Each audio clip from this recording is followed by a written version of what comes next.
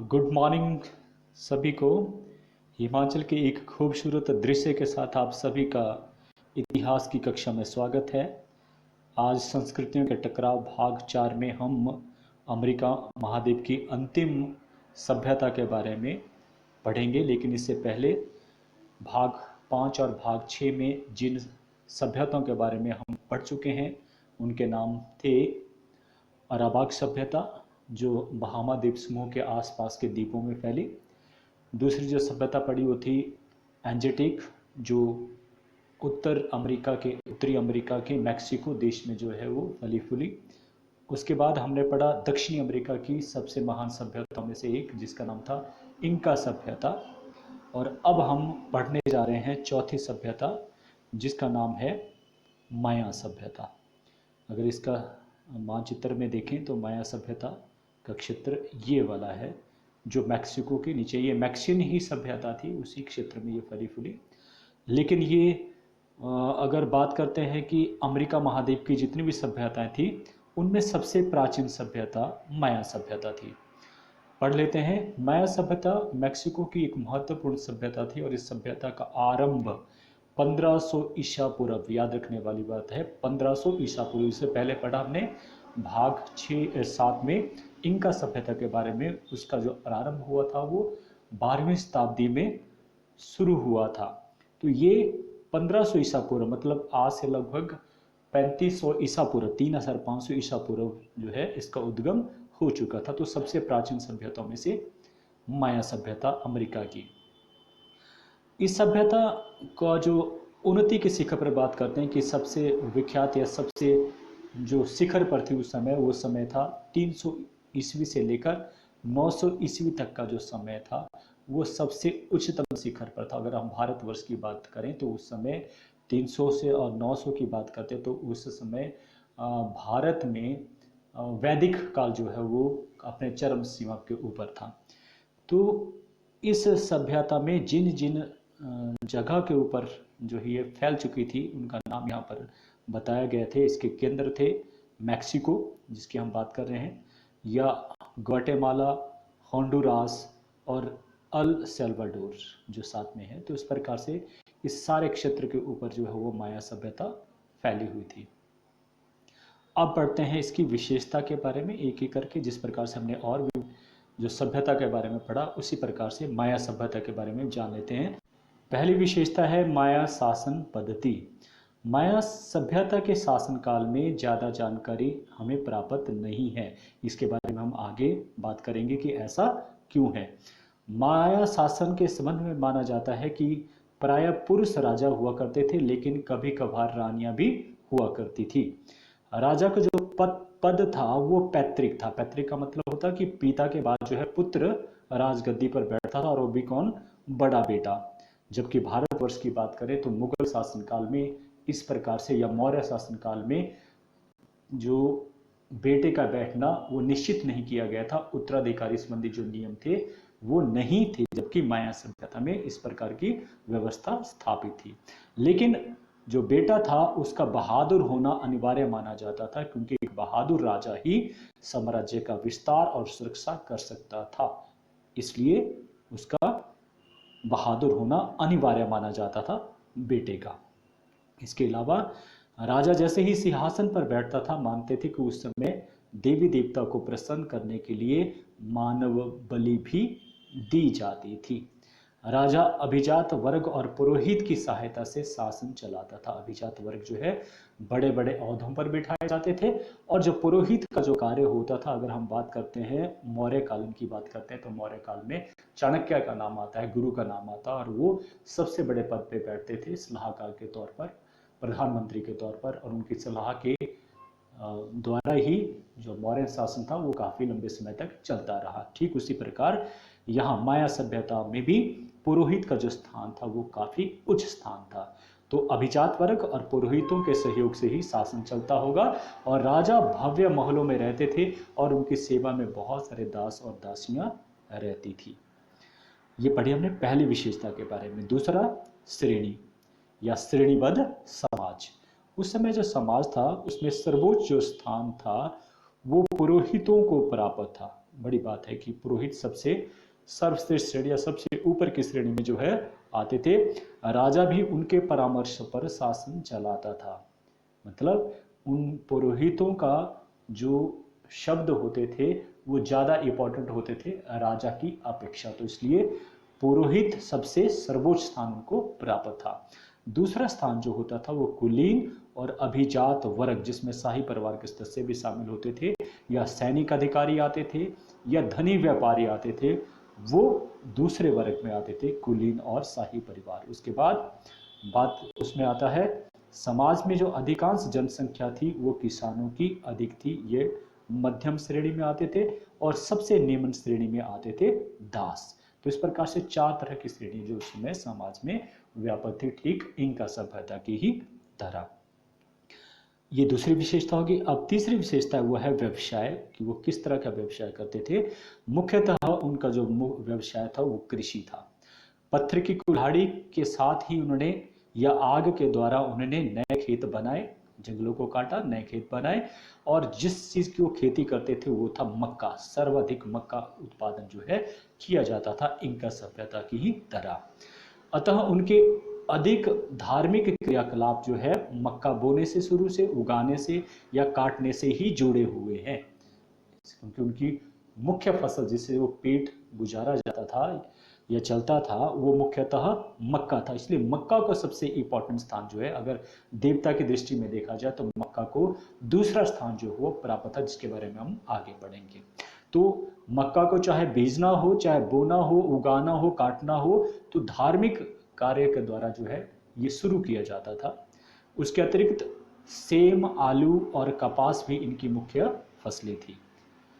इसके बाद बात करते हैं उनके धर्म के बारे में। धर्म जीवन का मुख्य आधार था इंका सभ्यता के ही तरह। धर्म के बगैर इनका कोई भी कार्य पूरे नहीं होते थे। अनेक देवी देवताओं की पूजा की जाती थी, जिसमें सूर्य सबसे ऊपर होता था और दूसरे नंबर पर मक्का देवता आता था। ये प्रमुख दो देवता जो है वो हुआ करते थे। किसकी बात कर रहे हैं हम करें माया सभ्यता के बारे में। इसके अतिरिक्त अग्नि, वन, भूमि, वर्षा, ये भी देवताओं को पूजा जाता था। अगर भारतवर्ष में बात करें, सिंधु घाटी सभ्यता में इन सभी की पूजा की जाती है। इसका मतलब क्या है कि प्रारंभ में आदमी को जिन चीज़ों की आवश्यकता होती थी, जो उनके जीवन से संबंधित होते थे, जीने के लिए इंपॉर्टेंट होते थे, उनकी पूजा करते थे, और जिनसे वो डरते थे उनकी भी वो पूजा करते थे। तो प्राकृतिक तौर पर जो चीज़ें होती थी उनकी पूजा सबसे पहले की जाती थी। ये सभी संस्कृतियों में, सभी सभ्यताओं में इसी तरह से जो है वो बात आती है।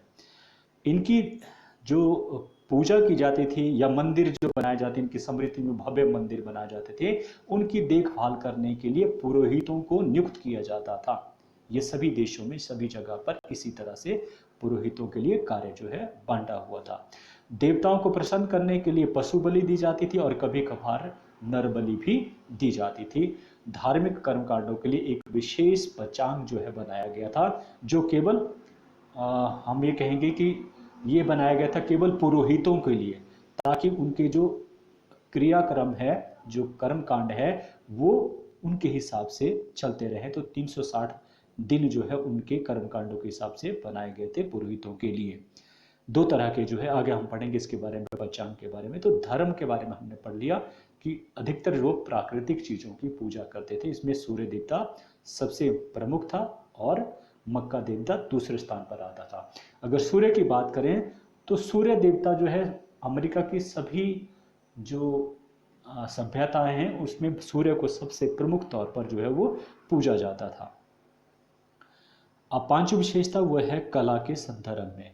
कहते हैं वे महान कला प्रेमी थे और उन्होंने अनेक भव्य महलों, नगरों, पैरामिडों, मंदिरों और वैद्यशालाओं का निर्माण किया, जहां पर इलाज, वैद्यशाला होते जहां पर इलाज, चिकित्सा की जाती थी। पिरामिड के बारे में आप जानते हैं। पिरामिड, ये इसका उदाहरण पिरामिड की तरह जो त्रिशंकु की तरह जो है बनते हैं, जिसके एग्जाम्पल आपको जो है मिस्र में मिलते हैं, बड़े बड़े पिरामिड। तो इस प्रकार का उन्होंने जो महल है उनका निर्माण करवाया। यहाँ पर जो है 4 अलग अलग शहरों में बनी हुई चीज़ों को हम दर्शा रहे हैं। इनमें है टिक्कल, कोपान, पाकेल, और चेचेन इट्जा प्रमुख थे। ये सारे के सारे आप देखेंगे। अगर चेचान की बात करें तो आप देखिए इस प्रकार की जो भव्य महल वहाँ पर जो है वो बना हुआ है। अगर टिकलान की बात करें तो आप यहाँ से पिरामिड की तरह एक जो है, तो हर एक, या कैप्टान की बात करें तो वहाँ पर इस तरह के चबूतरे जो है वो बने हुए हैं और उसके ऊपर जो है वो खास मौक़ों पर ऊपर उसका इस्तेमाल किया जाता था। तो ये है उनके कला के बारे में कि कितने कला प्रेमी थे, कितने अगर ज्योमेट्रिक देखें, उनका ज्योमेट्रिक विधि के अनुसार देखते हैं तो उनके बिल्डिंग में वो सारी चीज़ें जो है झलकती थी। उनके ग्वाटेमाला में बना, अगर ग्वाटेमाला की बात कर रहे हैं तो कहते हैं कि ग्वाटेमाला में जो मंदिर उनका बना हुआ था, हम बात करते हैं मंदिर की तरह, ये 229 फुट ऊंचा जो है वो माना जाता था। इस तरह का वो बना हुआ था और कितना 229 फीट उसकी हाइट थी। तो आप सोच सकते हैं उस समय लोगों में ये उसकी कला झलकती है, बनाना उसका किस तरह से बनाया गया था, सुंदर तरीके से उनकी नक्काशी पत्थरों के ऊपर, बड़े बड़े पत्थरों को वहाँ पर लगाया गया था, जिसे मानव के उस समय किस तरह से उन्होंने उठाया होगा, ये अपने आप में एक बहुत बड़ी बात है, सोचने वाली बात है। अब आता है छठा, और वो है पंचांग के बारे में, जिसमें पहले भी हमने बात कर रही थी। एक धार्मिक पंचांग की हमने बात कर ली, जिसके दिन होते थे 260, और विशेषतः किसके लिए बनाए जाते थे, वो पुरोहितों के कर्मकांड के लिए बनाए जाते थे, ना कि आम लोगों के लिए। आम लोगों के लिए एक अलग से पंचांग बनाया गया था, जिसमें आज की ही तरह 365 दिन होते थे, और एक वर्ष में 18 माह, जबकि आज 12 माह होते हैं, 18 माह इस पंचांग में होते थे, और एक माह में 20 दिन होते थे, और 20 को अगर गुना करें 18 से तो हो जाते हैं 360। जो 5 दिन बचते थे वो दुर्भाग्यपूर्ण माने जाते थे। इस प्रकार से ये 2 पंचांग उन्होंने बनाए गए थे। तो 360 दिन की गणना जो थी उनकी बिल्कुल सटीक थी, एकदम सही थी। सातवां आता है उनके लिपि के संदर्भ में। ये जो अमेरिका की पहली सभ्यता थी जिसने सर्वप्रथम लिपि का विकास किया, सबसे प्राचीन भी है और सर्वप्रथम इसी ने लिपि का विकास भी किया था। देखेंगे लिपि जो है कैसी है, चित्रात्मक लिपि है।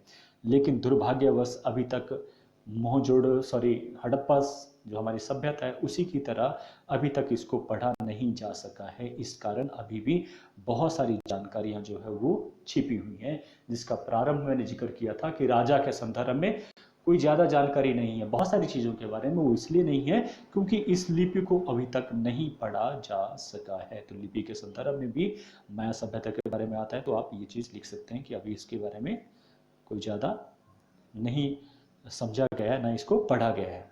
अब आता है इस सभ्यता का पतन किस प्रकार से हुआ। ये मानते हैं कि माया सभ्यता का पतन 11वीं शताब्दी में ही शुरू हो गया था, और इस संबंध में इतिहासकारों के बहुत मतभेद हैं। जिस प्रकार से हम अपनी हड़प्पा संस्कृति के बारे में पढ़ते हैं, तो जब पतन के कारण आते तो वहाँ भी इतिहासकारों के अलग अलग मतभेद हैं, क्योंकि बात वहीं आ जाती है, क्योंकि इसको पढ़ा नहीं जा सका लिपि वहाँ के बारे में कि वो क्या कहना चाह रहे हैं, क्या था उस समय, किस तरह से, और पतन के बारे में खासतौर पर जो है कोई मालूम नहीं है। इसलिए इतिहासकार अपना अपना जो है अनुभव के अनुसार जो है इसके पतन के बारे में कहते हैं। जैसे ये कहते हैं कि कुछ इतिहासकारों का मानना है कि उस समय जो प्राकृतिक प्रकोप थे, जिस प्रकार से भयंकर भूकंप आए होंगे या तूफान आए होंगे, इसके कारण जो है इस सभ्यता का अंत हुआ होगा।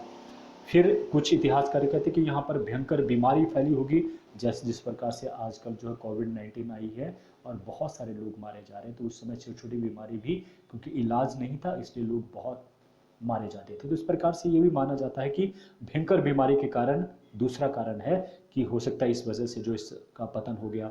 कुछ मानते हैं कि जलवायु परिवर्तन के कारण और सूखे के कारण। अगर आज भी देखें हम 21वीं शताब्दी में जलवायु परिवर्तन की मार बहुत ज़्यादा देशों में पड़ रही है। अभी अगर आज की स्थिति देखते हैं, बरसात का मौसम है और आप देख रहे हैं चाइना में क्या हाल है, भारत में, दक्षिण भारत में क्या हाल है, दिल्ली में क्या हो रहा है, हर जगह जो है तबाही हो रही है। तो ये जलवायु परिवर्तन के कारण हुआ। तो ये कहते हैं ये भी वजह हुई होगी इसके पतन के कारण का। लेकिन जो अधिकतर इतिहासकार हैं वो किस चीज को मानते हैं, वो मानते हैं कि 1519 ईस्वी में जो हॉर्नेट कॉर्टेस ने आक्रमण किया था मैक्सिको के ऊपर, तो वही कारण सबसे ज्यादा, क्योंकि उसने 1521 ईस्वी तक पूरे मैक्सिको पर अधिकार कर चुका था, और इस प्रकार से उसने ग्वाटेमाला को या निकारागुआ को या होंडुरास सभी पर कब्जा कर लिया था। और इस प्रकार से उसने लगभग 2 वर्षों में ही पूरी की पूरी सभ्यता का विनाश कर दिया था। जिस प्रकार से यहाँ ये कैपिटल बता रहे हैं मैक्सिको की, तो वहाँ पर इस तरह से विनाश जो किया गया। तो इस प्रकार से ये पतन हो गया किसका, माया सभ्यता के। तो इस प्रकार से अंतिम सभ्यता हमने पढ़ ली, माया सभ्यता। तो 4 सभ्यताओं में से हर बार एक सभ्यता के बारे में 3 या 4 नंबर का प्रश्न जो है अवश्य आता है। मैं समझता हूँ कि मैंने जो आपको पढ़ाया हो सकता है आपके समझ में आ चुका होगा, और 3 या 4 नंबर के लिए आप जो है सक्षम है कि उन्हें ले सकते हैं। अब अंत में मैं हमेशा आपके लिए कुछ लाइन्स लेकर आता हूँ, और वो है कि मेहनत इतनी खामोशी से करो कि सफलता शोर मचा दे।